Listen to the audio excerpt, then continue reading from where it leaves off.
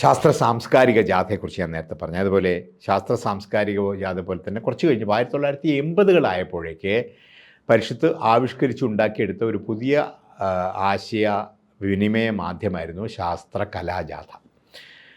ശാസ്ത്ര കലാജാഥ എന്ന് പറയുന്നത് ആദ്യം ചില പാട്ടുകൾ, ശാസ്ത്രത്തിൻ്റെ ആശയങ്ങൾ പാട്ടുകളായിട്ട് അവതരിപ്പിക്കാൻ ചില സ്ഥലങ്ങളിൽ ചില ശ്രമങ്ങൾ നടന്നു. രസകരമായ പാട്ടുകൾ കുട്ടികൾക്ക് വേണ്ടിയിട്ട്, കുട്ടികളോടൊപ്പം ശാസ്ത്രത്തിൻ്റെ കൊച്ചു കൊച്ചു കാര്യങ്ങൾ, പിന്നെ എന്തുകൊണ്ട് എന്ന് പറഞ്ഞൊരു പാട്ട് ഞാൻ തന്നെ എഴുതിയിരുന്നു. നമ്മൾ എപ്പോഴും ചോദിക്കേണ്ട ചോദ്യമാണ് എന്തുകൊണ്ട്. ശാസ്ത്രത്തിൻ്റെ തുടക്കം തന്നെ എന്തുകൊണ്ടെന്ന്. അപ്പോൾ ന്യൂട്ടൺ ആപ്പിൾ വീണപ്പോൾ എന്തുകൊണ്ട് എന്ന് ചോദിച്ചുകൊണ്ടാണ് ഗ്രാവിറ്റിയിലേക്ക് പോയതെന്നൊക്കെ പറയാറില്ലേ, കഥയായിരിക്കും ചിലപ്പോൾ. അങ്ങനെ അർത്ഥപൂർണമായ ചോദ്യങ്ങളിൽ നിന്ന്, അതിലൂടെയുള്ള അന്വേഷണങ്ങളിൽ നിന്നാണ് എപ്പോഴും മുന്നോട്ടുള്ള പോക്കുണ്ടാകുന്നത്. ശാസ്ത്രം ഈ ചോദ്യം ചോദിക്കാൻ പ്രേരിപ്പിക്കുന്ന ഒരു പ്രധാനപ്പെട്ട ഘടകമാണ് ശാസ്ത്രം. ഈ ആശയം കുട്ടികളിൽ എത്തിക്കാൻ നമുക്ക് പാട്ട് ഉപയോഗിക്കാം, നാടകങ്ങൾ ഉപയോഗിക്കാം. അപ്പോൾ ശാസ്ത്ര സാഹിത്യ പരിഷത്തിൻ്റെ പ്രവർത്തകരായിട്ടുള്ള അധ്യാപകർ സ്കൂളിൽ ശാസ്ത്ര നാടകങ്ങൾ അവതരിപ്പിച്ചു തുടങ്ങി. ഇതിൻ്റെയൊക്കെ ഒരു ഘട്ടത്തിലാണ് എന്തുകൊണ്ട് കുറച്ചും കൂടെ അപ്പുറത്തേക്ക് കിടന്ന് നമുക്ക് കേരളത്തിൻ്റെ ഒരറ്റം മുതൽ മറ്റേ അറ്റം വരെ ശാസ്ത്രത്തിൻ്റെ ആശയങ്ങൾ പ്രചരിപ്പിച്ചുകൊണ്ട് ഒരു ശാസ്ത്ര കലാജാഥ സംഘടിപ്പിച്ചുകൂടെ.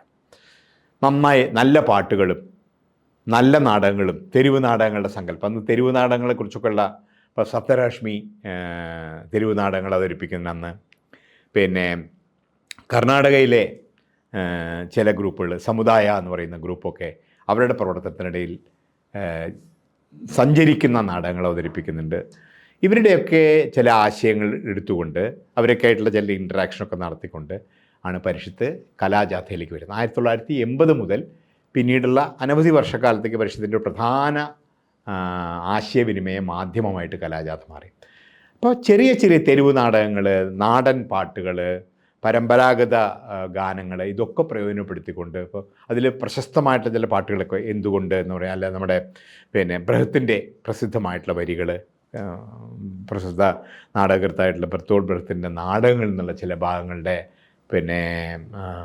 പ്രയോഗം, ഇതൊക്കെ വെച്ചുകൊണ്ട് കൊച്ചു കൊച്ചു നാടകങ്ങളും കലാപരിപാടികളും ശാസ്ത്ര ആശയങ്ങളും കൂടി കൂട്ടിയിണക്കിയിട്ടുള്ള ശാസ്ത്ര കലാജാഥ വളരെ രസകരമായ ഒരു സംഗതിയായിട്ട് മാറി. അത് ജനങ്ങളുടെ ഇടയിൽ വളരെ ഗംഭീരമായി ക്ലിക്ക് ചെയ്തു. ആയിരക്കണക്കിന്, പതിനായിരക്കണക്കിന്, അന്ന് ടി വി മാധ്യമമൊന്നും വന്നിട്ടില്ല, ഒരുപാട് ആളുകളുടെ ശ്രദ്ധ പിടിച്ചു പറ്റുന്ന ഒരു പരിപാടിയായിട്ട് അത് മാറി. ഇപ്പോൾ 80-ലും 81-ലും 82-ലൊക്കെ നടത്തിയ കലാജാഥയ്ക്ക് വലിയ ജനക്കൂട്ടത്തിൻ്റെ പിന്തുണയും മാധ്യമങ്ങളുടെ പിന്തുണയൊക്കെ അക്കാലത്തുണ്ടായിരുന്നു. പിന്നീട് കേരളത്തിൽ ഉടനീളം ശാസ്ത്ര സാഹിത്യ പരിഷത്തിനെ ഒരു സംഘടന എന്ന നിലയ്ക്ക് വ്യാപിപ്പിക്കുന്നതിൽ വലിയ പങ്ക് വഹിച്ചിട്ടുള്ള ഒന്നാണ് ഈ കലാജാഥ.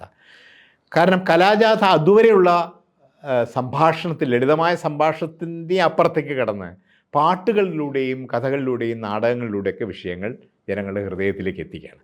അപ്പോൾ സാധാരണക്കാരായ സ്ത്രീകൾ, സാധാരണക്കാരായ തൊഴിൽ ചെയ്യുന്നവർ, കൃഷിക്കാരൊക്കെ വന്ന് കാണുന്ന ഒരിടമായിട്ട് ഇത് മാറും. അപ്പോൾ ചുരുക്കത്തിൽ സംഭവിക്കുന്നത്, അതുവരെയും സാമാന്യ ജനങ്ങളുടെ ഇടയിൽ ശാസ്ത്രം എത്തിക്കുക എന്ന ആശയമുണ്ടായിരുന്നെങ്കിലും അത് പ്രധാനമായിട്ടും ഒരു മധ്യവർഗത്തിനിടയിൽ മാത്രം നടക്കുന്നൊരു ക്രിയയായിരുന്നു. ശാസ്ത്രകലാജാഥ പോലുള്ള മാധ്യമങ്ങൾ വന്നതോടുകൂടി ഗ്രാമപ്രദേശങ്ങളിലേക്കും സാധാരണ ജനങ്ങളിലേക്കും എത്തിച്ചേരാൻ പരിഷത്തിന് കഴിഞ്ഞത് മാധ്യമത്തിൽ വന്ന ഒരു മാറ്റമായിരുന്നു. പാട്ടും കഥയും കളിയും നാടൻ പാട്ടും ഒക്കെ ആയപ്പോഴേക്ക് നാട്ടുകാരുടെ മനസ്സിലേക്ക് കൂടി കയറാം. അപ്പോൾ കൂടുതൽ ആളുകളിലേക്ക് ഇറങ്ങിച്ചെല്ലാൻ കഴിയും. അങ്ങനെ പരിഷത്തിൻ്റെ ചെറു പട്ടണങ്ങളിലും കുറച്ച് പരിഷത്തിന് സ്വാധീനമുള്ള സ്ഥലങ്ങളിലൊക്കെ മാത്രമായിട്ട് തങ്ങി നിരുന്ന പരിഷത്ത് പതുക്കെ താഴോട്ട് പോകുന്നു, ഗ്രാമപ്രദേശങ്ങളിലേക്ക് പോകുന്നു. ഒരു ഘട്ടത്തിൽ ഗ്രാമശാസ്ത്ര സമിതി എന്ന് പറഞ്ഞാൽ ഗ്രാമങ്ങളിൽ ശാസ്ത്രം ചർച്ച ചെയ്യാനും ഗ്രാമവികസനത്തിൽ ശാസ്ത്രത്തെ എങ്ങനെ ഉപയോഗപ്പെടുത്താമെന്ന് ആലോചിക്കാനായിട്ട് ഗ്രാമശാസ്ത്ര സമിതികൾ ആരംഭിക്കുകയുണ്ടായി. ഗ്രാമശാസ്ത്ര സമിതിയുടെ ഒരു ആശയം എന്ന് പറഞ്ഞാൽ വില്ലേജ് പ്ലാനിംഗ് സൊസൈറ്റി. ഓരോ ഗ്രാമത്തിലും എങ്ങനെയാണ് ആ ഗ്രാമം വികസിച്ചു വരേണ്ടത്, പ്രധാനപ്പെട്ട വികസന പ്രവർത്തനങ്ങൾ എന്തായിരിക്കണം, അവിടുത്തെ വിഭവങ്ങൾ എന്തൊക്കെയാണ് എന്ന് മുകളിൽ നിന്ന് കുറേ ആൾക്കാർ പ്ലാൻ ചെയ്യല്ല, നാട്ടുകാർ തന്നെ മനസ്സിലാക്കണം. ഞങ്ങളുടെ നാട്ടിൽ എന്ത് വെള്ളമുണ്ട്, ആ വെള്ളം മലിനമായിട്ടുണ്ടോ, നമ്മുടെ നാട്ടിൽ കൃഷി നന്നായിട്ട് നടക്കുന്നുണ്ടോ, നടക്കുന്നില്ലെങ്കിൽ എന്താണ് കാരണം, ഏത് വിളവാണ് ഏറ്റവും നന്നായിട്ട് ഇവിടെ നടക്കുക, വിളവിൻ്റെ ഒരു പുനഃസംഘാടനം ആവശ്യമാണോ, അതേപോലെ കിണറിൽ വെള്ളമുണ്ടോ, വെള്ളമില്ലെങ്കിൽ എന്തുകൊണ്ട്, അങ്ങനെ അനവധി കാര്യങ്ങൾ നാട്ടിൽ തന്നെ ശാസ്ത്രം പ്രയോഗിച്ച് മനസ്സിലാക്കേണ്ടതായിട്ടുള്ള കാര്യം. അപ്പോൾ ഇതിനൊക്കെ കഴിവുള്ള ഒരു കൂട്ടം ആൾക്കാർ അവർ നടത്തുന്ന ചർച്ചകൾ, അതിൻ്റെയൊക്കെ പ്രാധാന്യം പിന്നെ കണക്കിലെടുത്തുകൊണ്ടാണ് ഗ്രാമശാസ്ത്ര സമിതികൾ ഉപയോഗിച്ചത്. അതേ ആശയമാണ് പിന്നീട് ജനകീയാസൂത്രണം എന്ന പരിപാടിയൊക്കെ വന്നപ്പോൾ അതിലേക്കൊക്കെ നമ്മൾ ഇൻകോർപ്പറേറ്റ് ചെയ്തു. പഞ്ചായത്തുകളുടെ പ്രവർത്തനത്തിൽ പരിഷത്ത് വലിയ തോതിൽ ഇടപെടുകയുണ്ടായി, പഞ്ചായത്തിനെ ശാക്തീകരിക്കുന്നതിൽ.